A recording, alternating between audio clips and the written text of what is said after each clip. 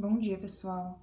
No vídeo passado, eu expliquei a diferença da função do primeiro grau e da função do segundo grau, que, no caso, a função do segundo grau é a função quadrática. Eu pedi a pesquisa para vocês, para na próxima atividade eu começar a pedir os exercícios, então por isso que eu peço a pesquisa antes. Então, a função quadrática, ela tem esse formato, função do segundo grau. Então, eu posso escrever y é igual, ou f de x é igual ax ao quadrado mais bx mais c. Por que função do segundo grau? Porque aqui, ó, eu tenho o x ao quadrado, segundo grau. Por que a outra era do primeiro grau? Porque é como se eu tivesse o x elevado a 1. Então, além disso, o que essa função quadrática me fala? Que essa função, ela pode ter no máximo duas raízes. Então, nos outros vídeos, eu vou explicar o que seria uma raiz de uma função do segundo grau. Para ela ser do segundo grau, é muito importante que o meu coeficiente aqui, ó, esse valor que está multiplicando o x ao quadrado, ele seja diferente de zero. Porque se o meu a for zero, todo número vezes zero é zero, e aí eu não tenho mais uma função do segundo grau, eu vou ter uma função do primeiro grau.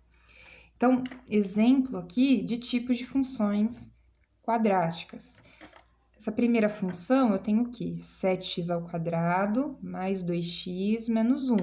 É como se o meu A fosse 7, o meu B fosse 2 e o meu C, que é o meu termo independente, fosse menos 1. O exemplo 2. O exemplo 2, o meu A, ele vale menos 1, ó, é o número que multiplica o x ao quadrado. O meu B é o número que multiplica o x e o meu C é o termo independente, certo? Então, o que é o A, o B e o C? São valores que vão multiplicar o meu x ao quadrado, o meu x, ou ser o termo independente. Bom, o gráfico de uma função do segundo grau não é uma reta como é do primeiro grau. Ele é uma curva que se chama parábola. Então, o gráfico da função do segundo grau é uma parábola. Eu já falei isso no vídeo anterior. E a parábola, ela é uma curva. Ela decresce, atinge seu ponto de mínimo e cresce. Eu posso ter outro formato, né?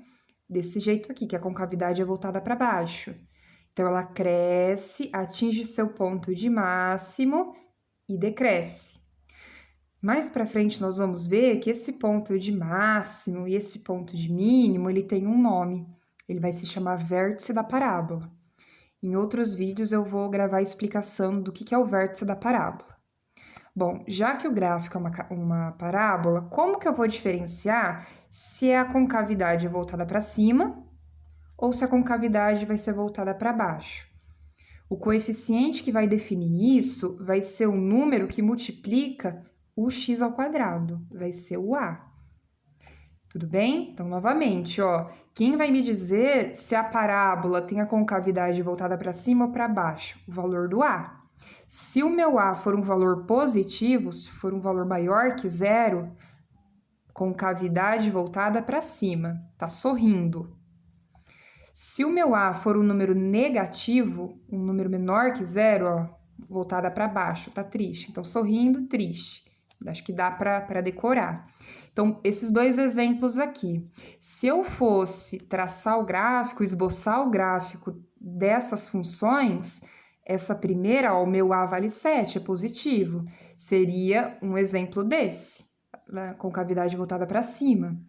Agora, se eu pegasse esse exemplo número 2, o A vale menos 1, é um número negativo. Então, seria esse outro exemplo aqui, ó, meu A é menor que zero, concavidade para baixo. Tá, mas como que eu vou esboçar o gráfico da parábola? Então, eu vou gravar no próximo vídeo para vocês um exemplo bem simples dessa função aqui, ó, x e y igual x ao quadrado.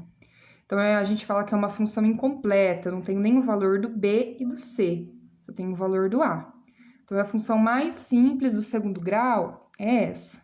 E eu vou esboçar o gráfico com vocês. O que eu quero que vocês relembrem é do plano cartesiano. O que é o plano cartesiano?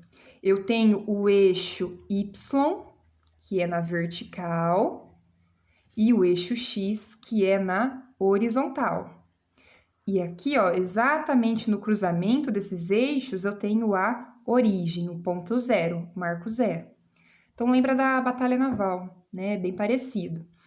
Para a minha direita do X, eu tenho os valores positivos do X. Para a minha esquerda, eu tenho valores negativos. Para cima, eu tenho valores positivos para o Y. E para baixo, eu tenho valores negativos. Então, no próximo vídeo, eu vou resolver como esboçar o gráfico dessa função, x².